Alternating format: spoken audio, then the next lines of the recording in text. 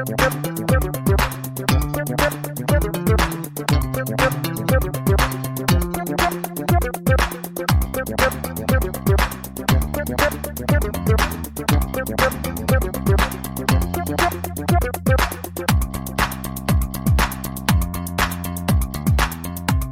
everyone. Welcome to the OSMcast. This is John. We're bringing you an awesome interview here, and we're recording this just after Thanksgiving. We'll be bringing this to you hopefully sometime within the holiday season. Maybe not. I don't know. I'm not in charge of that.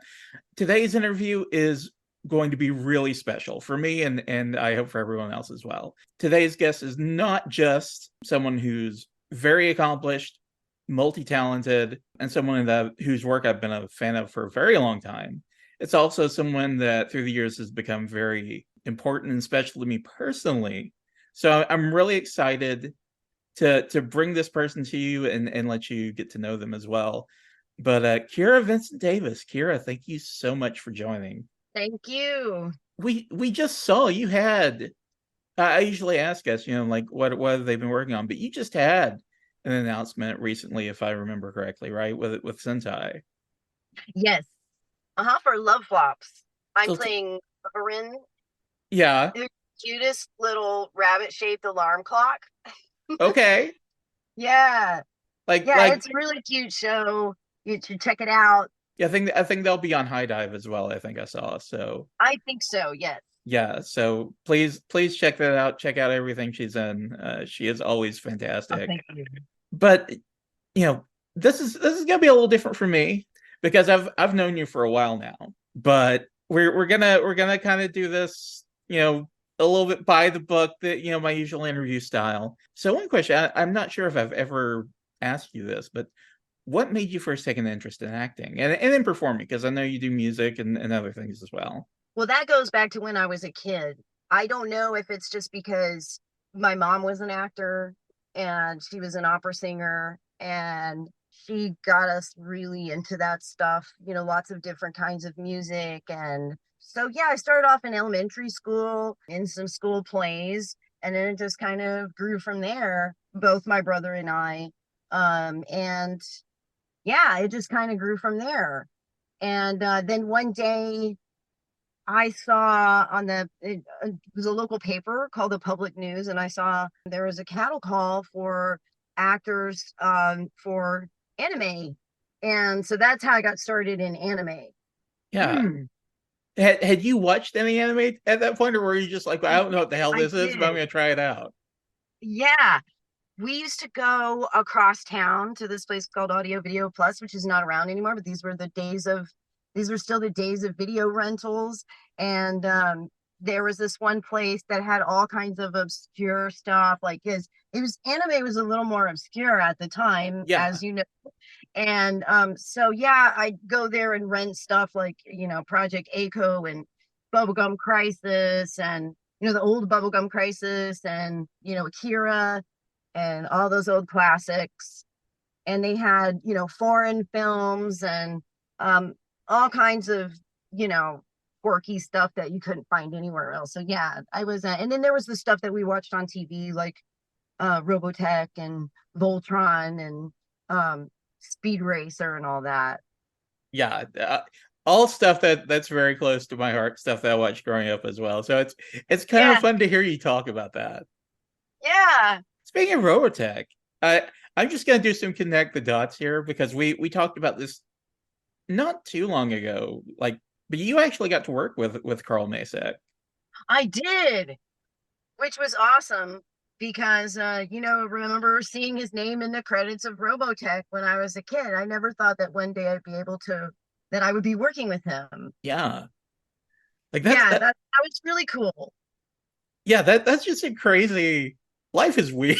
Life is weird. So it's really cool, some of the things that just you get to do sometimes. Yeah. And that was one of those things for sure. Yeah, and that show was kind of weird too, because it didn't start out as an ADV show. I forget who originally published it, but something like that, or do I have it wrong? I'm not sure. Yeah, I can't remember. I should remember this, because we actually recorded an episode, and at the time of this recording, that recording is still not gone up. Okay. So somewhere at some point in the future, people are going to be able to listen to that where I actually know what I'm talking about and I did my research and have it in front of me. and then go on and listen to this as well. So Oh, Crying Freeman was a wild show. oh yeah, Crying Freeman. Yeah, there was that one, and that was Carl Masick directing that too. And then what else was it? So we also worked on Aura Battler Dunbine. Yes. And yeah, and I played Chamfowl, the little fairy, and yeah, that was cool. I don't know if because you're in the booth, you're just recording your scenes, right? You're just doing your line. But if you ever if you ever have the chance, Kira, because you're a big music fan, big musician, but the theme song for Aura Battler Dunbine is a fucking banger.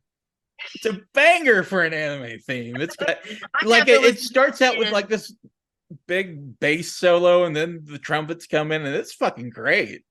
Oh, that's awesome. I'm gonna have to Yeah. listen again. It's been so many years since I heard it. You Yeah, know what? like Another good one is the intro to Super Gals, the show Super Gals. They had the coolest opening theme ever. also, and I promised myself I was going to bring this show up sometime during the interview. And this is my spot. I'm going to take my shot. Najica. Najica had a Oh great yes, fucking intro. it's so much fun. I loved working on that. um It's like, she's like a female James Bond, and with panties everywhere. yes. Yes, it was such a And weird show. It was a it's good show but though. cool. We had such a blast working on that with Monica as Leela, the Yes. human. You had just like here's the thing. Like, I think one thing that goes unappreciated about you is like you've had so many different. I want to articulate this properly. When I say that you have a lot of voices, I'm not talking about like you're putting on a goof. Like you had like your boy character, your Osaka from Azumanga Daioh kind of country character. Mm-hmm.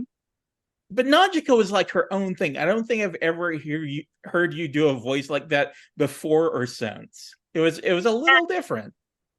Well, sometimes what it takes is someone being open-minded enough to kind of give you that shot. Yeah. Because I think actually David Williams, who directed it, he even told me afterwards that he was surprised by that. And I think he auditioned everyone, and it just, I don't know, you just see the character and the voice comes out, just seemed like what fit. And yeah, I had never done anything like that before. It was super cool. A lot of times you end up getting kind of typecast. You have some of the same, like when you have the same group of directors, sometimes they kind of start thinking of you as you're going to be this character. You know what I mean? You're going to be this type of character. I mean, it's a little bit lazy, but but yeah, and I'm not complaining because I get some great characters, but then it's like, this one's wildly different and it just worked out. Yeah. Yep. Yeah. And I guess you're right. Yeah, I haven't really played a character like that since then. And I've always felt like, man, we need to go back to that because that was I know. I mean, but has there been another character like that? I mean, not in the last 20 years. I don't know if we can, right? like, can we even do that now? Can we do Najica in 2023? Well, yeah, I don't know. Yeah.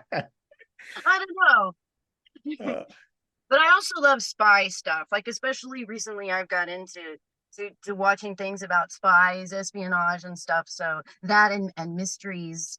So Yeah, make Najica season 2, you cowards. I know it would be so cool. But I'd sign up for it. I'd be there. Take my money. But somehow I doubt that it'll happen. Yeah, oh well. Glad you appreciate it. Yeah, absolutely. Absolutely. I am the world's number one Najica fan, and that's awesome. That's great to hear. Like, well, me and my best friend growing up, we used to just have lots of fun showing that to our friends. Like we just be at a party. Like there'd be a party at our house, and we'd look at each other and be like, "Hey, let's put on Najica," and we just play a game. We'd put on the first episode, and we tell everybody, Candy shots. "Yeah, just pick out a pixel on the screen and see how long you can go without panties showing up on your pixel on the screen." And it's like in the first 5 minutes, everybody gets wiped out.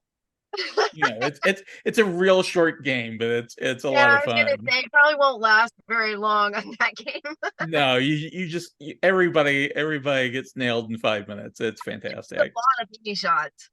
Yes, a lot. Yes, and the set came with a free pair of panties, Yeah, it a did. free pair of white cotton panties that said Najica on them. Yes. And I remember I put them on my head. And I took a picture with them a long time ago.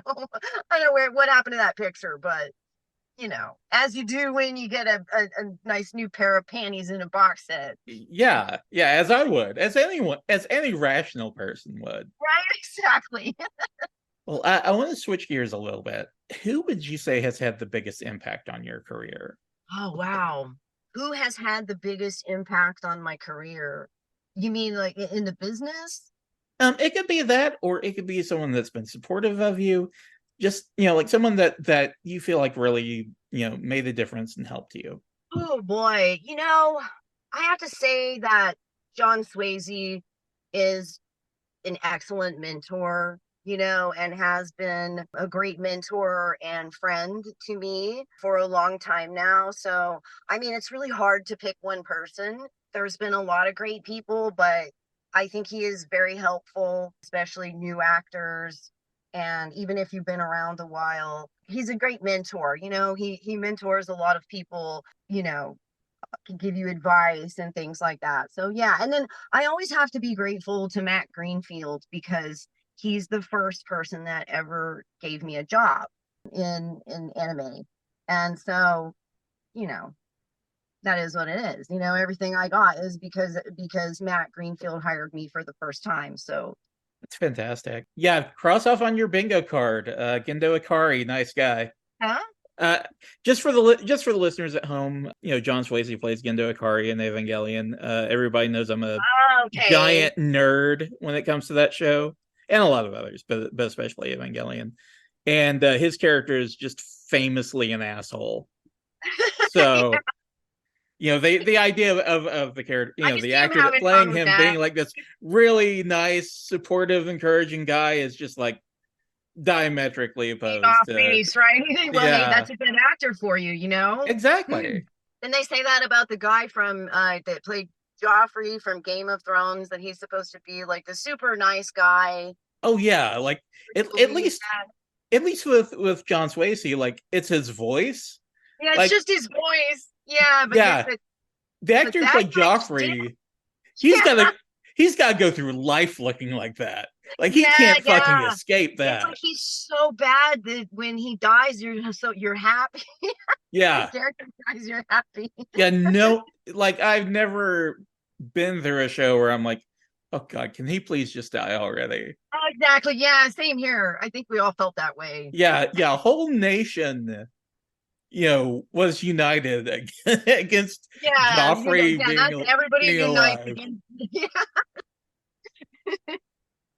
Yeah, That's the closest we had to social unity in this country, and it's all gone to hell since. right. Well, something to unite over. Yeah, yeah. What for you has been the biggest challenge as an actor in terms of just the acting itself? Because I know there are a lot of challenges that go outside the profession, but just you know, just the actual. Oh yeah, yeah. Um, something that took me kind of a long time to get down, believe it or not, is prolonged hysterical or maniacal laughter. Yeah, Yeah, when I first started, that was really hard for me. It took me a while. Now I can do it, no problem, like second nature, but that took a little while. And I think just overall growth as an actor.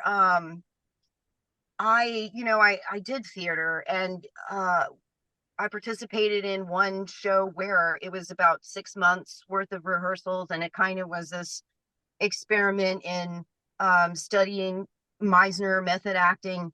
And, I can say honestly that I'm not a big fan of Meisner method acting, but for having studied it, I feel like it did make me better. You know Yeah. how sometimes, like, even in music, that you have to learn the rules to break them. Yeah. And I think Meisner makes the rules, but it's but I do feel like that really helped me become a better actor. So I think it's subtle things over time. You get stronger, you keep doing what you do, and you get better. And some of those things, it takes a few years, takes years to get better at.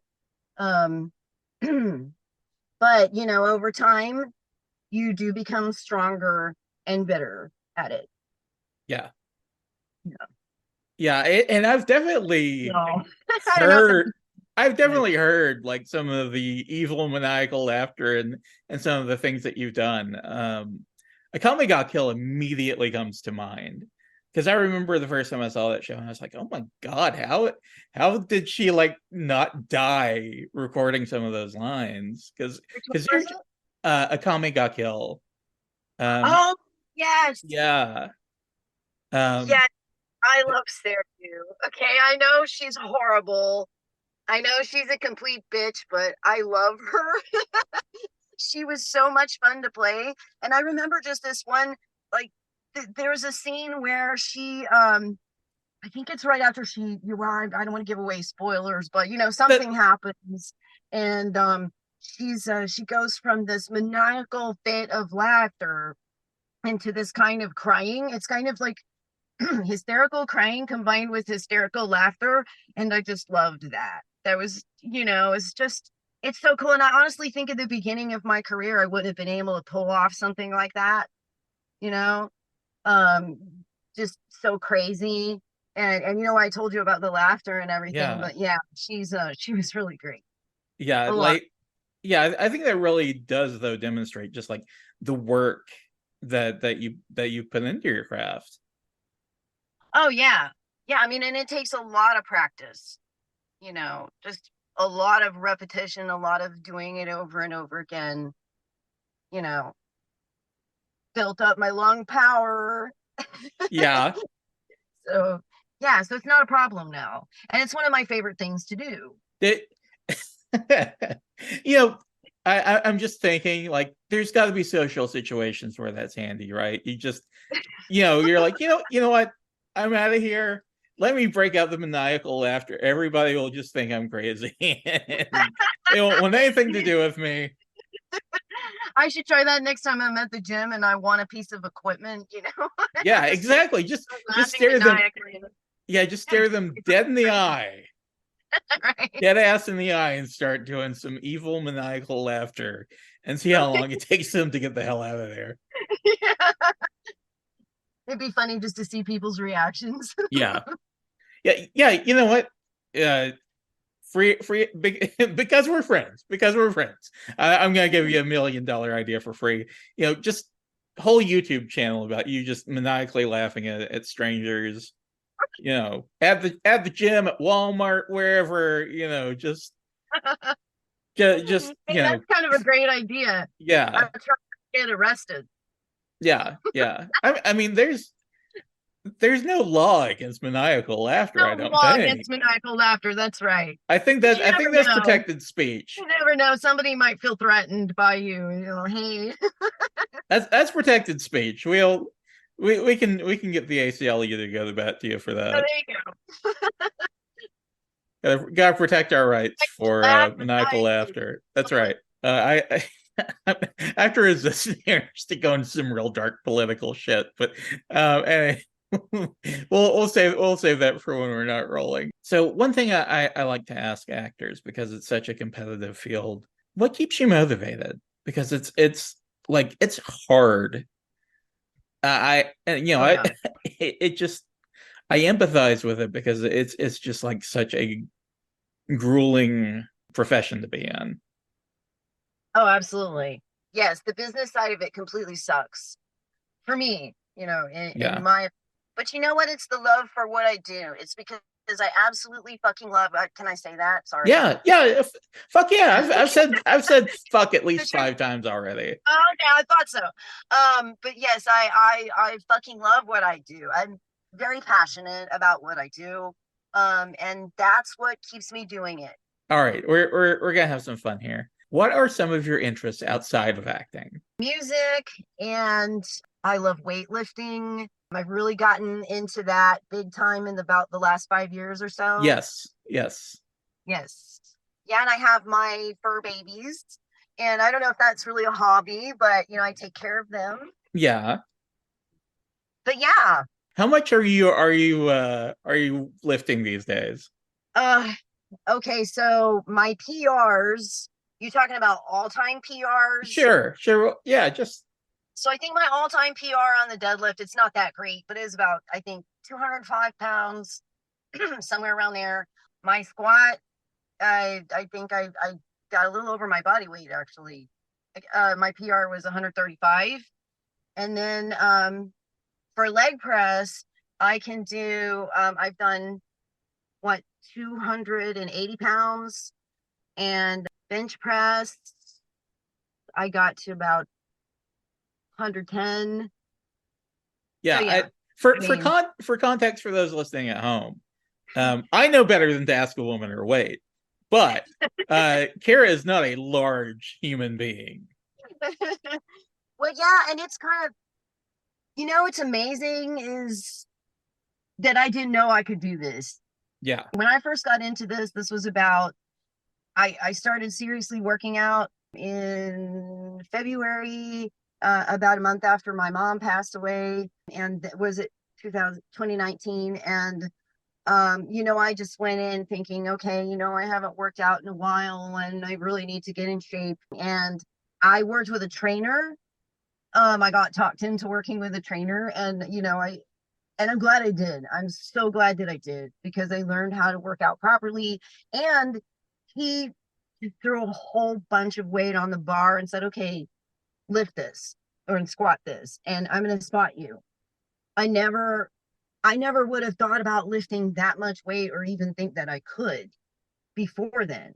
And so when I started to do it, and I did it more, it's amazing. It's amazing what your body can do, that you can actually, put your body weight on your back, or lift a lot more than your body weight when you're deadlifting or leg pressing. And and I'm so grateful for that, because like I said, I never would have thought, I never even would have entertained the thought that I could do that. yeah, and And so it's physical and mental. You know what I mean? It helped me so much physically and mentally, where I got there's something that comes with that, where you're doing something you never thought that you could do, that gives you this kind of confidence, or for me it did, that I didn't really have before. And now I just enjoy the hell out of it. My trainer read me pretty well, and he said, "You know what? I think you like this. I think that you're into this." So I trained with him for a year, and then COVID happened, and then I had to. I worked out at home for a year, and then before I went back out, got a membership. But yeah, yeah, and again, I think that speaks to just the determination and dedication that you have, that you bring to all the things that you do, because I just see it in you time and time again. It's just like, okay, she's latched onto this, she's not giving up, you know well, that's thank you. something I've always admired about you. Thanks. Absolutely. Well, Kira, I've exhausted my questions for now. I have loved just being able to sit here and talk with you, and It's been and so great to talk to you. Let me tell you guys, John is the shit. Okay, he's the shit. He's awesome. Somebody's got to talk you up, right? Because you're always talking everyone else up. I appreciate that. I do. I do need I do need Great talked up friend. sometimes, like everybody else. Well, Kira, thank you again, and this has just been positively wonderful. Yes, for sure. Thank you so much. Thanks for listening to yet another production of the OSMcast, your podcast for everything awesome. You can find us online at OSMcast.com, OSMcast.com, or, wherever you find your podcasts, just search for OSMcast. You can also find us on the social medias, OSMcast at Twitter or on Facebook. Of course, you can also find our wonderful interview guru, the greatest living interviewer, John Robbins, at J5 is Live. Or perhaps you'd like to follow our amazing editor, Anna, at Angel Darkfire, or just me, at It's Basil Time on Twitter. Our theme song is produced by DJ Inabito, and you can find him online at djinabito.com. And once again, thanks for listening to the OSMcast. We appreciate you.